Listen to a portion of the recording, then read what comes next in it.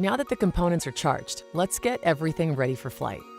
Start by sliding the battery back into Karma until it clicks into place. Then unfold the landing gear and the arms. Next, slide your GoPro into the harness.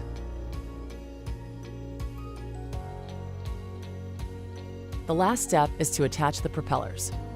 Karma's propellers have colored caps. 2 are silver and 2 are black. Be sure you match the color on the cap with the color on the motor. Besides being different colors, the propellers tighten in different directions. Turn the black propellers counterclockwise and turn the silver propellers clockwise.